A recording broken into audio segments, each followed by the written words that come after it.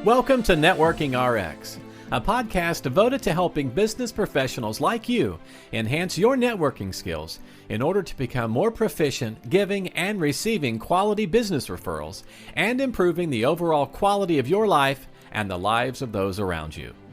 The Networking RX podcast is a production of AmSpirit Business Connections, an organization whose mission is to empower business success through networking. I have to laugh at humans from time to time. Well, there's lots of things to laugh about with respect to humans, but it's very interesting how we just think we are just at any point in time, not just now, but any point in time, that we are so smart and we have it so figured out, right? Whatever it is, we think. The example I was using earlier was bloodletting. They used to think bloodletting was that was the way. That's how people got cured. And we look back at that now and it's like, oh my gosh, how barbaric. And so when I look at those moments in time and just how confident that the medical establishment was, for years they railed against the notion of washing your hands. And so many people died as a result of that. Oh, that can't be it. That can't be it. Now we know that's huge. And so when I think back at how humans were so overconfident, I have to look at today and say, okay, what are we so overconfident about? What are we so dismissive of that's right in front of us that really provides lots of answers? And so today joining me is Carla Garjaka. Did I get that right? Yes, you did. All right. And she's an emotional literacy expert and an advocate for gut-brain health. And I know some of you kind of rolling your eyes out there. And the reason I know some of you are doing that is because I have some people I was talking about this podcast with, and like, oh my gosh, Frank, how are you connecting this back to networking?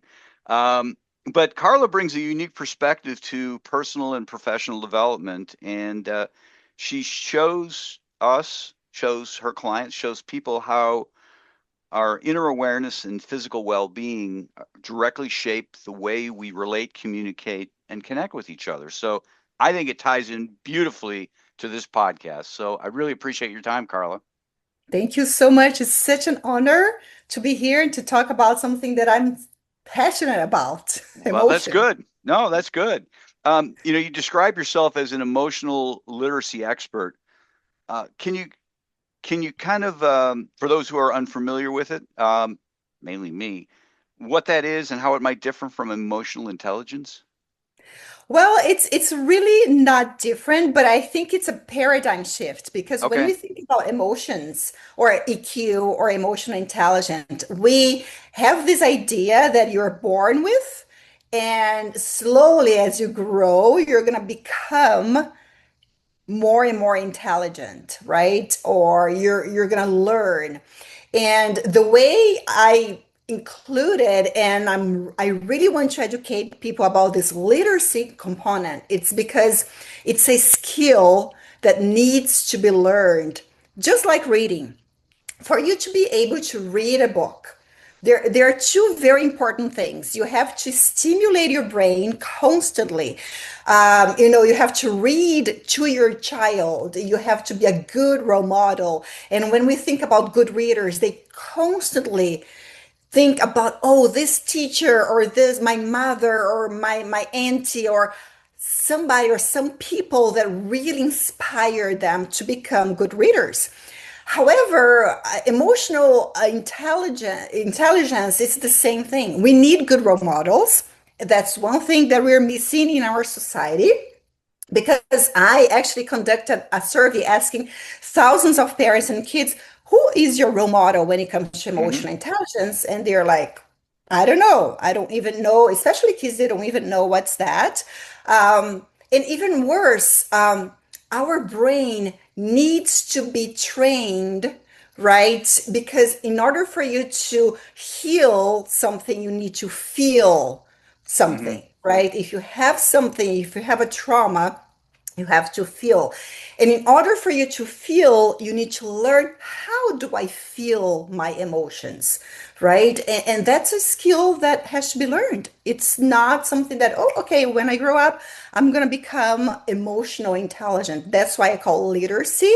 And that's why in my book, I explain the ABCD technique, literally how to do it step by step. You can never read Shakespeare if you didn't know how to read the ABCs. Okay. Okay. Um, And another thing I want to add in terms of Please. literacy, sorry, it's about vocabulary, just like reading, because I say you need a role model, and just like reading, you need vocabulary. You need to be exposed to oral language in reading. So the more vocabulary you have, the more exposure you have, the better you're going to become a reader, right? So it's impossible for, I mean, not impossible, but a first grade or second grade is going to have a hard time reading Shakespeare because of the complexity of the vocabulary. And it's interesting for emotions is the same thing. We need to have vocabulary to name our emotions. And another survey that I ask, and maybe you can think about that. How many emotions, if I give you 2 minutes, how many emotions like can you really name, put on a paper all the names of emotions that come to your mind? And it's interesting because on average, people write down 20 to 30, and sometimes they even repeat. And we have in our English vocabulary over 3,000 words Oh, that wow. describe our emotions. So the more specific you are in describing your emotions, the easier it is for you to overcome trauma or panic attacks or depression. Very good, very important too. Well, one emotion I can describe, I just had a panic. I had the wrong file. I was looking at somebody I'm interviewing next week. I People don't know. You saw me just kind of scrambling here. I turned my microphone on mute. I'm being very honest here. I'm like, oh my God, I'm interviewing Andy next week. She's not Andy. So, um, oh well. So that's one That's your emotion. emotion. You were very Yeah. stressed. Yeah. No, I was like, oh my God, I can't. I have a whole list of questions for you, and I was just like, I am prepared. Um, but oh well. Um, no, that I mean, it's interesting. You're right. I mean, I don't know how many I could come up with. I think my brain would just kind of get locked, kind of in a pattern. Mhm. Um, and there's a lot of nuance, right? For example, they've done like not facial recognition, but reading emotions on people's faces, right, and the different muscles, and they've mapped that out. And there's like 200 Yeah, different emotions, and you show all the pictures, and it's like, oh my gosh, I just figured there was happy and there was sad, but no, there's confused, and there's all sorts of different things. exactly. And And that's power, to see. And that's why social emotion and emotional intelligence is connected to your visual, to your mirror neurons, the neurons that you need to see things, to yeah, correlate from how you feel. And actually, you see things based on how you feel. I don't know if you heard about this study that if we show a face that is kind of neutral hmm, to 100 people, right? Some people will see this person as kind of happy or sad or frustrated or angry. So it's exactly the same face because the way I see you right now, it's based on my today's experience, even past experience, right? How I see a white man or in yeah, America, I have those preconceptions that will kind of make me more connected or not connected with you. So it's very interesting how emotions shape the history, what we tell ourselves, the yeah, stories we tell ourselves. yeah. Well, and even day to day, if I'm Yeah. having a bad day, or a good day, it might be a totally different thing. But I mean, I totally agree. Just the whole learning. Um, they say you mellow with age, and I don't know that it's mellowing. I think it's more just learning that, okay, blowing up at a situation is not going to help. So why am I going to Mhm. do that? Right? I'm going to spend all my time apologizing for making a complete idiot of myself. Um, so you just stop doing it, and it's not that you've kind of tempered, and maybe there's a little bit of that, but I think there's It's a combination because yeah, emotions are physically shown. And what yeah, happens when we grow, and you're going to see, like it happened a little bit with me, but it happens a lot. People become more attuned emotionally when they yeah, go through a lot of trauma or pain, sickness, disease, something that okay, I don't want to. So you start. getting to know yourself. You start being more than doing things, Yeah. right? Once you become more a human being, you have to connect with your emotions. You have to, wow, that's it. I'm angry. Let me learn. Let me Yeah. feel my anger. But usually, unfortunately, we have to go through, we don't have to, but usually go, if you talk to people, they went through so much. Sometimes it's a cancer or a trauma or a car accident, whatever it is. Like, that was my awakening moment. And why? We can teach before. Yeah. But what I found is that certain emotions just drain me. And like being angry, if I need to fight not to be angry because it will crush the better part of a day, depending upon the situation, or it has, and now it's just okay, I'm going to let it crush the better part of 5 minutes, and I'm just going to move on because it's really not that big of a deal. But angriness is every emotion is our teacher. So do you Yeah, know what anger is teaching you? What is the message? Have you ever heard about like every emotion has a message to you? And it could be personal, but usually overall, do you know what is usually telling us? my sense is that it's tapped into fear. Is that a Oh, fear of losing something? It's like your mind is going through this extrapolation. If I let this person get this one little thing over on me, it'll turn into something big, and if it keeps going, eventually I won't have what I have. And so yeah, it's kind of a fear. That's it's a how I look. protect. Yeah, so anger is a wall protecting my thoughts, my beliefs. That's why when people talk about politics, religion, they get really angry Yeah, because it's what I believe. So then I become angry. However, it's a greater, this angriness is like, why am I getting so angry towards this specific topic? It's teaching you to be more open-minded. Like, yeah, okay, this is your limited beliefs. Let's open more. So you have to kind of break the wall. And of course, fear comes with it because you're going to see things that maybe I don't want to see the other side. I don't want to know the other religion because yeah, mine is better, right? yeah, So fear, it's like pride. There's a lot of feelings that comes with anger.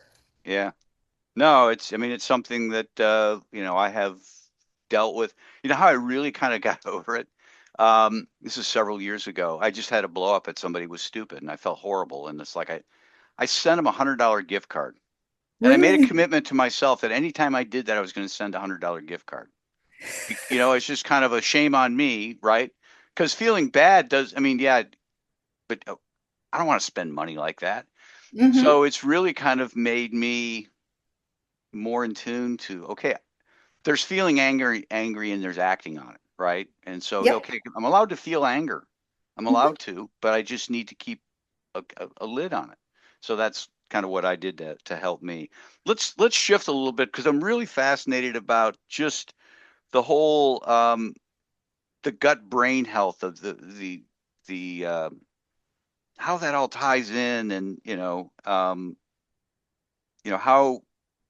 how that a balance there can help us be more emotionally resilient.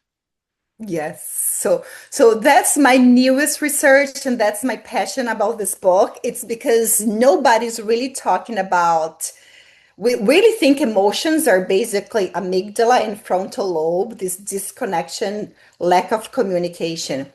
However, our gut has not only a lot of more accurate memories, according to research now, right now, than our brains, Yeah, right? And the gut brain axis, we communicate much more. There is 80% of the communication happening from the gut to the brain than the brain to the gut, right? So there is much more communication. So imagine if you think, uh, what do we do when we want to drink some beer or wine?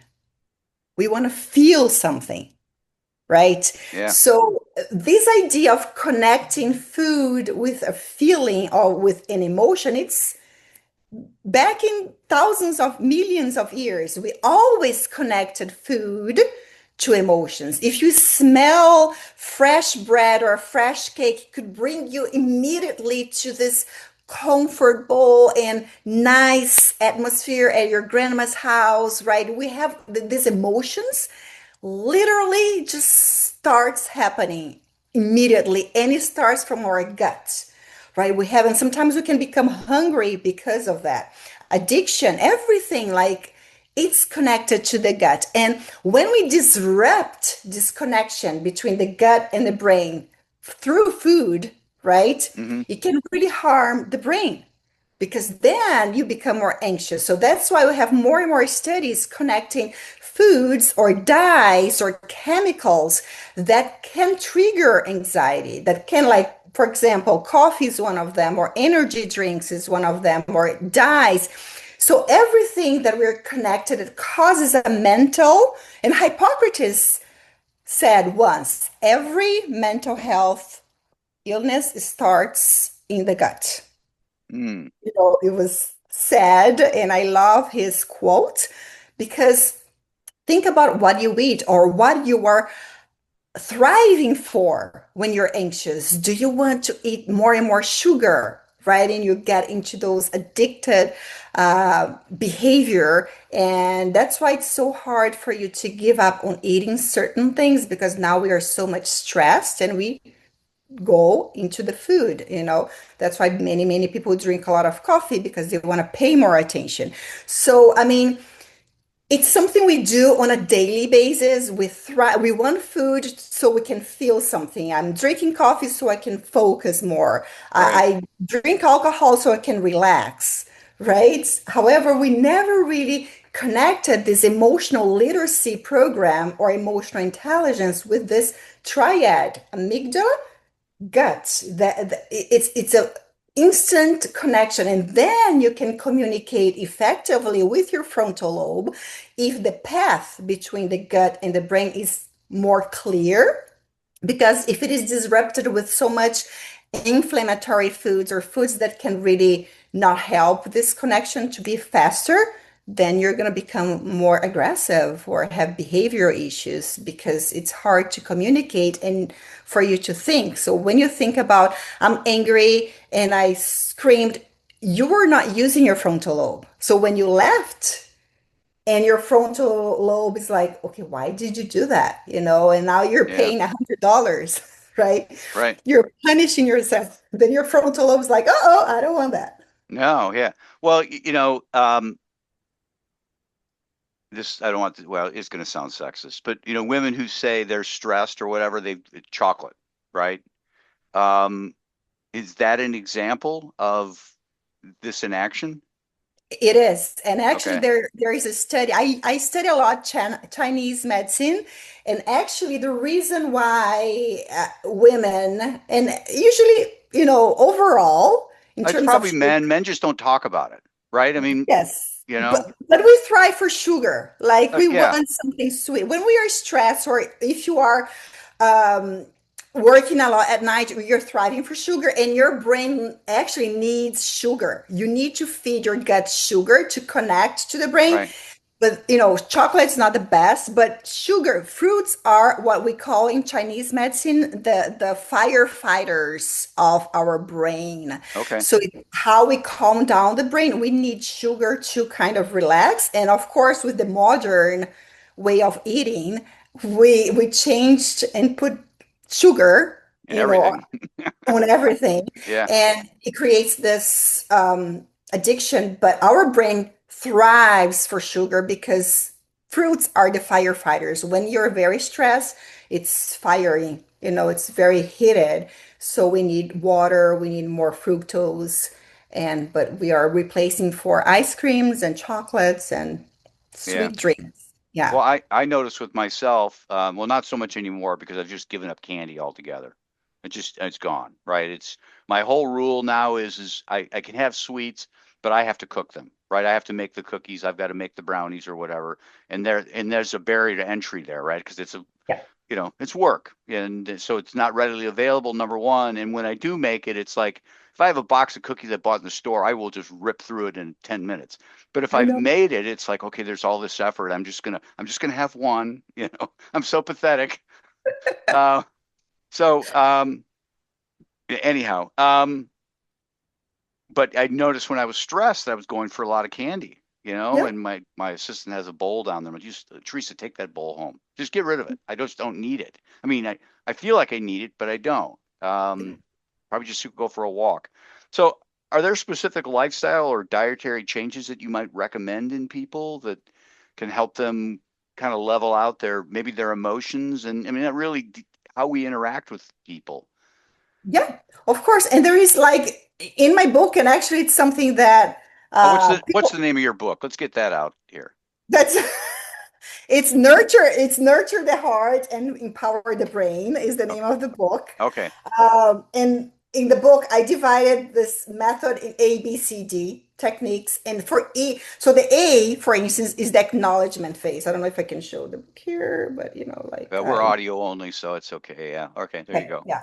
So for instance, the A part, which is the very important part, is the acknowledgement phase, right? Hmm. Paying attention to your feelings. And there are certain foods that helps you to acknowledge your feelings and pay attention how physically you're feeling. So for instance, great foods for that, or actually more liquids would be a great food is cucumber. I don't know if Oh, you okay. heard about cucumber are excellent, are the best when it comes for you to calm down because there is all the minerals. Coconut water is excellent.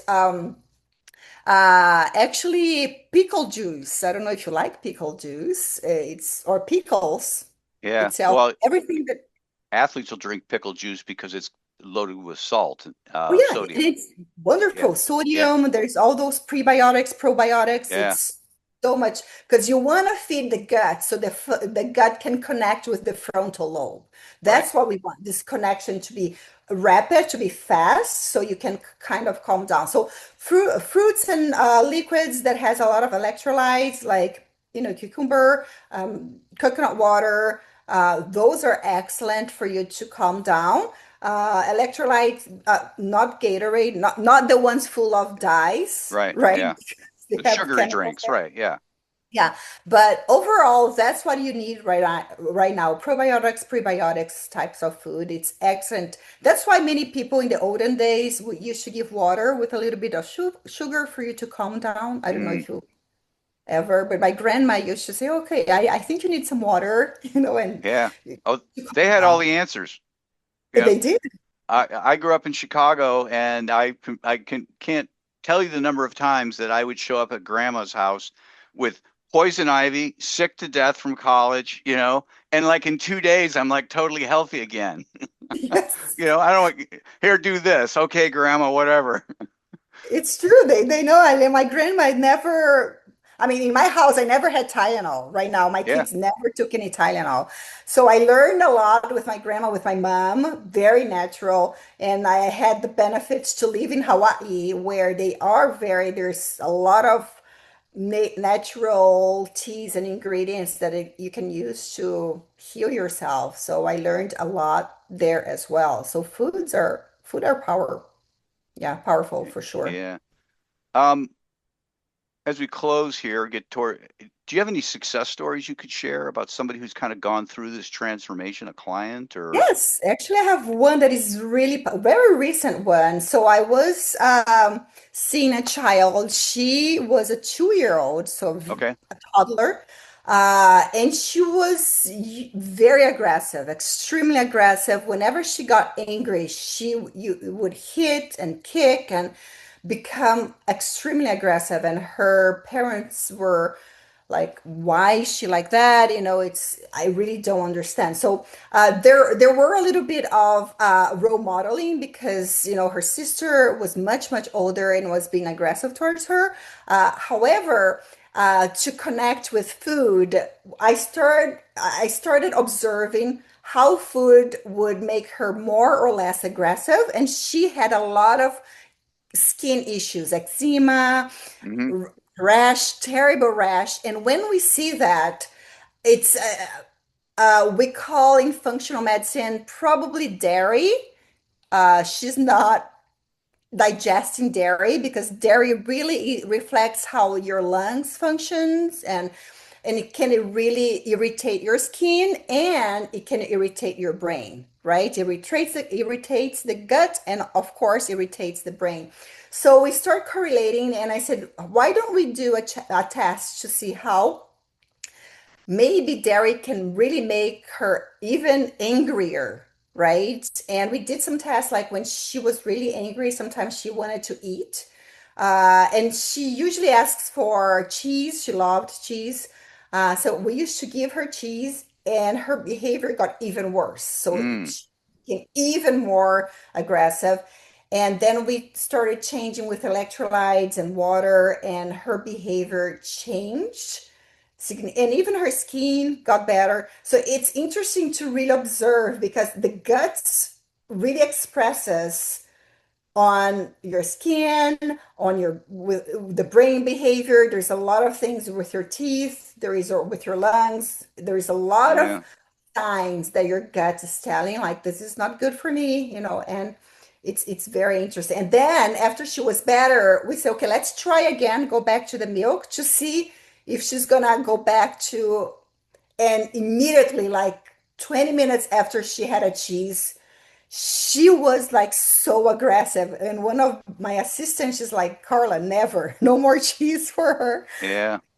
No, I mean, again, I think this stuff's fascinating. As I indicated in the opening, is we are on the cutting edge of this.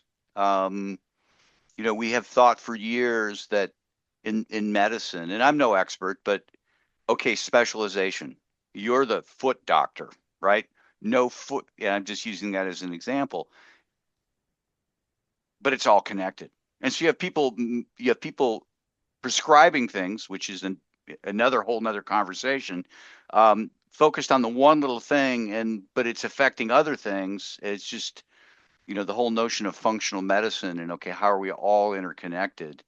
Um, it's exciting. It's exciting. Yeah, So that's what I got really more and more fascinated, because the more kids I see, the more I see how everything's so connected. When I started in my field, it was so segregated. You're an educational psychologist, a clinical psychologist, you're a nutritionist, and they don't talk. And yeah, the more I saw how interconnected everything is, um, how beautiful our body truly is, and we really need to acknowledge and respect. And it's very complex, it's not easy. However, if we really pay attention and get in tune, because the path to a stronger mind really begins inside, not outside our bodies. yeah. All right, quickly, not quickly. We're in no rush here. But I want to give you the opportunity to talk about your practice, type of people you're, you know, looking to meet, Yeah. and certainly how to get a hold of you. I have your website here, Carla Garjaca, .com, but I put that in the show notes. So, but go ahead, please. Yes, so my goal right now is to really talk to schools, parents. I do one-on-one consultation as well, if parents really want to understand thoroughly what is really happening. But I do a lot of workshops with parents, also training teachers, educating teachers with professional development opportunities, and also business, big companies that would like to empower their employees, because mental health, anxiety, and depression is the number one cause of people not going to work.